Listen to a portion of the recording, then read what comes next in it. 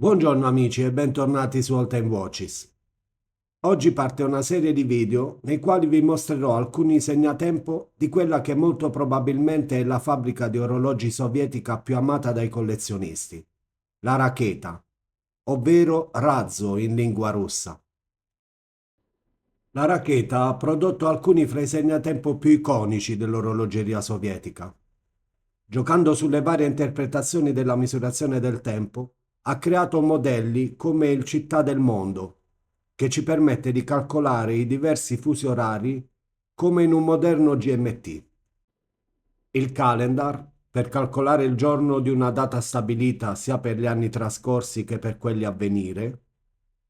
Il Polar e tutte le sue varianti a 24 ore, per una più agevole misurazione del tempo anche in ambienti ostili senza riferimenti visivi. E poi orologi per non vedenti e per ipovedenti come il famosissimo Big Zero.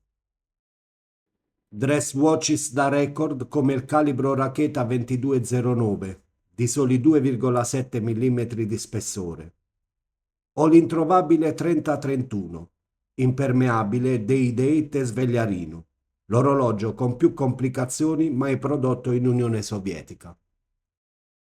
Vi sono poi iconici modelli dedicati a illustri rappresentanti delle scienze e delle arti, quali il classico Copernicus, con le sue caratteristiche sfere, o in una produzione più recente il Maverick, con il suo quadrato in pietra nera.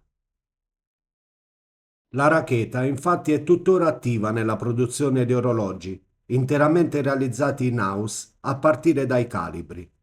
E a differenza della Vostok, che va a intercettare una fascia di mercato entry level, la Raketa si dedica alla produzione di segnatempo di pregio e in serie limitate. Ma facciamo un passo indietro. Ancor prima di divenire una fabbrica di orologi, la Raketa si occupava della lavorazione di pietre semipreziose e questa esperienza fu poi utilizzata per la realizzazione di dial particolarmente lavorati, come ad esempio il quadrante waffle del Baltica, o quelli che riproducono l'orditura di un tessuto, come in questo esemplare, detto appunto jeans. Il Raketa Jeans fu prodotto in varie forme di cassa e colori del dial. Questo della mia collezione è un modello di fine anni 70.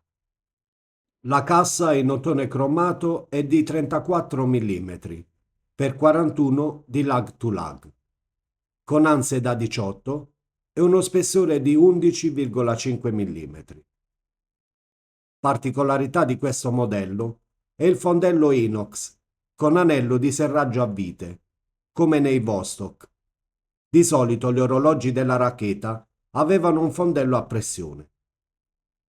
Su di esso è riportato il numero di serie dell'esemplare.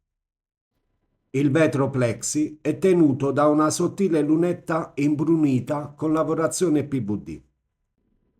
Il dial argenté, come dicevamo, sembra davvero un tessuto, nella sua trama dai meravigliosi riflessi di luce. Gli indici sono rappresentati in numerazione araba, in un font moderno, e sono applicati. Così come applicata e non semplicemente stampata è la scritta Raketa a ore 12, che in questo esemplare è in caratteri latini, e abbiamo imparato a capire che questo lo identifica come destinato al mercato estero. Infatti anche la scritta in basso, Made in USSR, è in caratteri latini. Trovo davvero grazioso il particolare dei numeri 6 e 9 che rimangono aperti. Le sfere sono molto eleganti e sottili e ci donano una perfetta leggibilità. Il calibro è il 2609HA del 1975. Un solo tempo a 19 rubini e 18.000 alternanze ora, con 45 ore di riserva di carica e protezione antishock sul bilanciere. Un meccanismo affidabile e strautilizzato in vari modelli Raketa. Le dimensioni contenute e un design minimale donano a questo segnatempo una versatilità incomparabile. Il Racketa Jeans nasce come orologio destinato a una clientela giovanile e la sua natura casual è immutata anche dopo 40 anni dalla sua creazione. Un everyday watch perfetto in qualsiasi occasione e contesto. Un altro di quegli orologi con cui è piacevole giocare con l'abbinamento di cinturini diversi, che ne esaltino a seconda dell'occasione il lato più elegante o quello più sportivo. Vi mostro ancora i meravigliosi riflessi di luce del dial e la raffinatezza dell'indice e della scritta Racketa a rilievo. Finiture davvero degne di nota che evidenziano la cura e l'attenzione nei dettagli. Su un polso da 18 come il mio, questo Racketa Jeans ci sembrerà un po' piccolo.